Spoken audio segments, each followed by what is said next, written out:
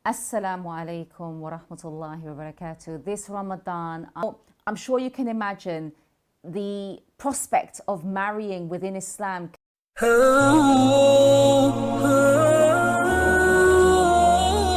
Bismillahirrahmanirrahim. Aliyah WMM Rayaan merupakan mualaf yang tinggal dan besar di Inggris.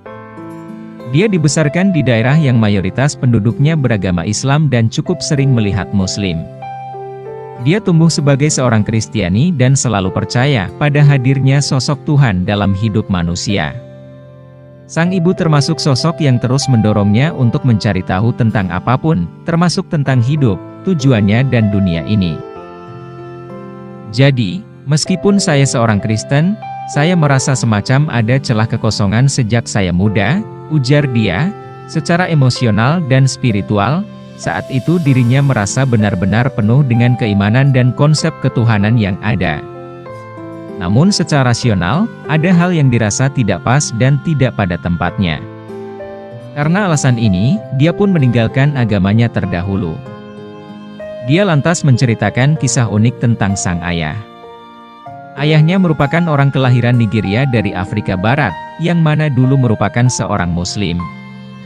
Namun, ketika sang kakek meninggal dunia, ayahnya pun memilih meninggalkan Islam. Jadi ketika ayah bertemu ibuku di London, dia bukanlah seorang Muslim. Keluarga saya tidak pernah memberikan saya pemahaman apa itu Islam, lanjut dia. Wanita yang menjadi pendiri dan CEO dari Registered Charity, Solace UK, ini menyebut pengalaman pertamanya melihat Muslim beribadah terjadi di usianya 8 tahun. Kala itu, seberang rumahnya adalah masjid yang terbuat dari kontainer dan ia merasa takjub melihat orang-orang melakukan sholat. Masih di usia yang sama, dia menyebut kondisi rumahnya seolah sedang ditimpa masalah. Orang tuanya kerap bertengkar, yang mana pada suatu hari pertengkaran ini terasa berada di puncaknya. Aliyah pun memutuskan pergi ke kamar. Namun sebelumnya, dia sempat mengambil selendang milik sang ibu, yang merupakan hadiah dari koleganya asal Pakistan. Selendang itu aku taruh di lantai, lalu aku sujud dan rukuk, seperti seorang Muslim ketika sholat, ucap dia. Dalam kondisi sujud itu, ia berdoa agar pertengkaran ayah dan ibunya berhenti. Dia mengaku tidak sepenuhnya memahami apa yang dia lakukan saat itu. Semata-mata dia hanya menyontoh apa yang kerap dilihat di dalam masjid, di seberang rumahnya itu.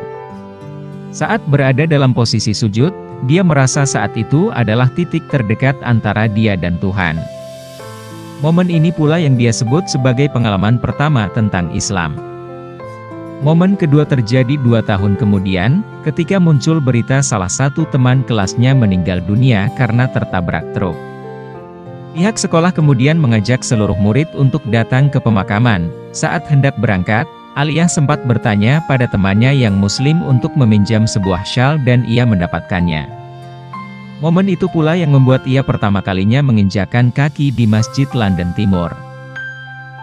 Saat itu sepertinya aku adalah satu-satunya murid non-Muslim yang pergi ke pemakaman. Aku ikut sholat zuhur dan sholat jenazah, kata Aliyah. Saat sholat zuhur dan dalam kondisi sujud, dia mengaku merasakan kedekatan yang pernah dia rasakan 2 tahun sebelumnya, saat dia berdoa agar ayah dan ibunya berhenti bertengkar. Ini menjadi pengalaman keduanya berdiri dalam jarak yang dekat dengan Islam. Seiring berjalannya waktu, dia merasa kondisi keluarganya tak kunjung membaik, bahkan menuju ke arah yang semakin buruk. Kekerasan dalam rumah tangga menjadi hal yang tak terelakkan lagi. Dalam situasi itu, dia merasa Allah Subhanahu wa Ta'ala menempatkan seseorang di hidupnya yang sangat membantu.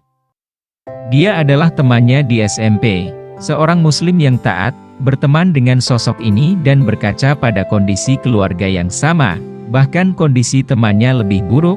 Aliyah merasa ada yang berbeda dari sosoknya. Temannya ini digambarkan sebagai sosok yang sangat tenang dan damai. Ketika bertanya apa yang bisa membuatnya tetap tenang dan tegar, sang teman menjawab keimanannya lah yang membuatnya tetap bertahan. Dari situ, Aliyah pun mulai mempelajari dan mendalami Islam, bahkan membaca Al-Quran. Semula, dia belajar untuk menemukan sesuatu yang kontradiktif dan menyelamatkan temannya ini. Saat itu dia merasa hijab adalah sesuatu yang salah dan menahan sang teman dari kesuksesan. Momen saat itu sangat mengherankan. Di satu sisi aku merasa keimanan ini menghasilkan kedamaian yang indah pada sosok temanku, tapi di sisi lain aku merasa iman ini akan mengekangnya, ujar dia. Akhirnya dia sampai pada satu titik, yang mana semakin dia mempelajari Islam, dia merasa kewalahan dan takut akan apa yang dia percaya. Dia takut ketika dia menerima Islam, dia harus meninggalkan kebebasan yang dimiliki saat itu. Aliyah pun memutuskan untuk meninggalkan sosok temannya itu dan segala hal tentang Islam. Namun, datang suatu waktu ketika harusnya dia belajar untuk ujian, satu-satunya hal yang dia pikirkan adalah Islam. Bahkan, dia semakin teringat tentang bukti-bukti ilmiah yang ada dalam Al-Quran, maupun hal lain yang berkaitan dengan agama Allah Subhanahu wa Ta'ala ini. Untuk menenangkan pikirannya, Aliyah memutuskan untuk berjalan-jalan di sekitar rumah. Saat hendak menyeberang di jalur yang biasa dia lewati, tiba-tiba dia tersadar akan kemungkinan meninggal akibat tertabrak mobil. Tetapi sambil membawa pengetahuan dan keyakinannya tentang Islam yang dia tentang selama ini. Jadi aku memutuskan untuk pulang ke rumah, menelpon sang teman dan berkata jika dia percaya akan Islam dan secepatnya mengucapkan syahadat, kata dia. Sehari setelahnya, atau di hari Senin, dia pun langsung mengucap 2 kalimat syahadat ini. Setelahnya, dia kembali ke rumah dengan mengenakan hijab, yang mana membuat sang ibu merasa bingung dan berpikir jika ini hanyalah sebuah fase yang sementara. Namun, 24 tahun kemudian Aliyah membuktikan diri tetap menjadi seorang muslimah yang taat. Momen setelah dirinya masuk Islam disebut sebagai sesuatu yang berat. Dia kehilangan keluarga dan banyak teman. Bagi Aliyah, tantangan terbesar yang dia hadapi setelah menjadi muslim adalah hilangnya hubungan ibu dan anak. Sang ibu saat itu disebut sedang dekat dengan sosok yang baru, yang mana dia sangat membenci Islam dan membuat ibunya juga membenci Islam. Aku ingat saat berusia 17 tahun, ibu berkata padaku bahwa dia telah menyelesaikan pekerjaannya dan tidak mau lagi menjadi ibuku. Aku harus berdiri sendiri. Ini sangat menyakitkan, kenangnya. Di usia itu, dia merasa tiap anak sangat membutuhkan dukungan orang tuanya. Namun, yang dia hadapi adalah penolakan dari sang ibu dan membuatnya sangat sedih. Bukan hanya itu, dia pun secara tiba-tiba dan terpaksa harus mandiri, menghidupi dirinya sendiri.